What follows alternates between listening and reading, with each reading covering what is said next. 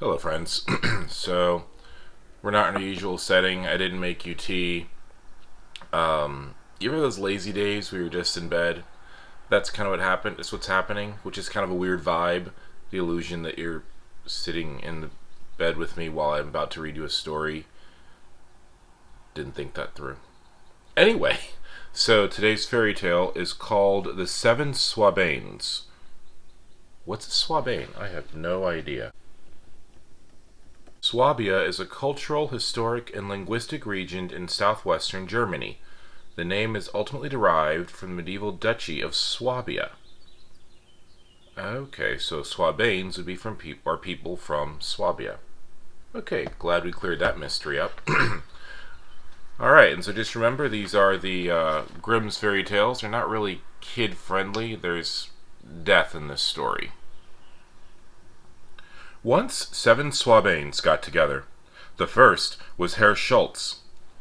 I guess that would have been my first clue. The second, Jacques. The third, Marley. The fourth, Jörgli. And the fifth, Michael. The sixth, Hans. And the seventh, Wittli. I apologize if I'm mispronouncing anything. They had all made up their minds to travel about the world in search of adventure and to perform great deeds. To be on the safe side, they decided it would be best to arm themselves. So they had a single spear made for them that was quite long and strong. All 7 were needed to carry it. The bravest and manliest was first, and this had to be Herr Schultz. The rest followed in order, with Wittli bringing up the rear. One day in July they had managed to walk a great distance, but still had far to go before they would reach the next village, where they planned to spend the night. It was already dusk, and all of a sudden, a beetle, or hornet, flew right past them from behind a bush on the meadow and buzzed in a hostile manner. Herr Schultz became so scared that he almost dropped the spear, and in his fright his whole body broke out in a sweat. "Listen! Listen!" he called to his companions. "My God, I hear a drum!" Jacques, who was carrying the spear right behind Herr Schultz, smelled some kind of odor and said, "Something's going on here for sure. I can smell the powder in the fuse." These words were enough for Herr Schultz to take flight, and he jumped like lightning over a fence. However, he landed on the prongs of a rake that had been left there from haying, and the handle went right into his face and gave him a nasty blow. "Ow! Ow!" yelled Herr Schultz. "Take me prisoner! I surrender! I surrender!" The other 6 leapt after him, one on top of the other, and they also shouted, "If you surrender, then I surrender! If you surrender, then I surrender!" Finally, when no enemy came to tie them up and lead them away, they realized they had been misled. Since they did not want the story to be spread, which would have made them into fools, and the laughingstock of the entire region, they swore to each other that they would keep quiet about this until one of them opened his mouth by mistake. Then they continued on their way. The second danger they experienced cannot be compared with the first. After they had traveled some days, their way took them through a fallow field, where a hare was basking in the sun sound asleep. Its ears were pointing straight up, and its big glassy eyes were wide open. At the sight of this ferocious, wild animal, the 7 Swabains became frightened, and held a council on what would be the least dangerous thing to do. Although they wanted to flee, they were also worried that the monster would pursue them and swallow them all, skin and bones. So they said, "We'll just have to fight a great and perilous battle. Nothing ventured, nothing gained." All 7 took hold of the spear, with Herr Schultz in front and Wittli in the rear. Herr Schultz wanted to go easy and hold back with the spear, while Wittli, quite courageous in the rear, wanted to attack and yelled, "Charge and uphold the Swabain name, or else I wish you'd all get lame." But Hans knew how to counter that and said, "For heaven's sake, you can certainly talk. When a dragon's around, you're the first to balk."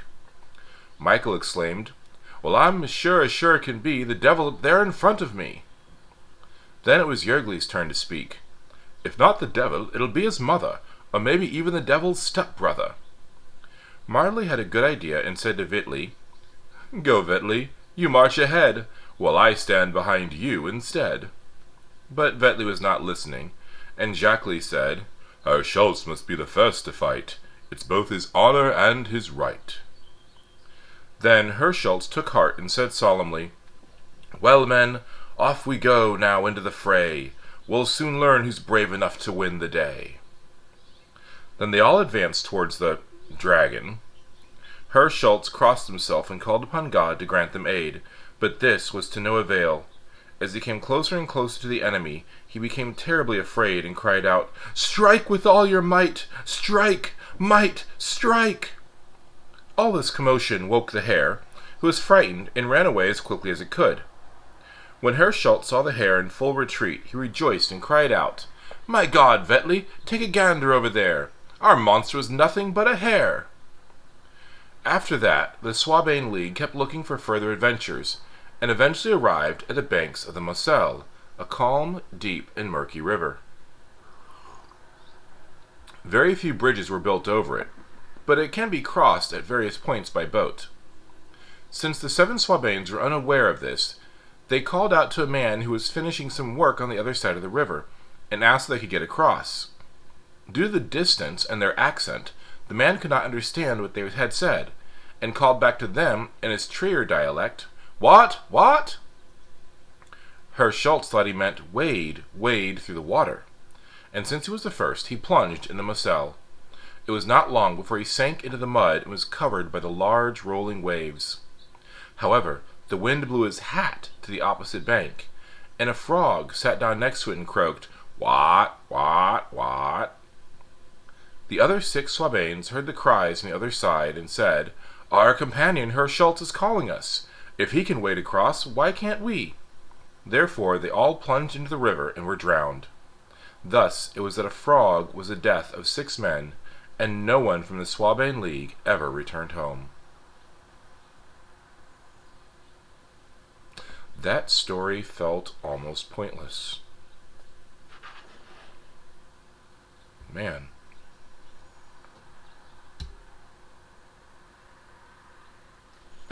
It makes me think of a very dark version of this movie that came out in the 90s, early 2000s, called Without a Paddle. Kind of has those vibes. Anyway, let me know what you think, friends. And sorry about the echo, if there was one. Anyway, for now, it's time for your next adventure. I'll miss you. Cheers.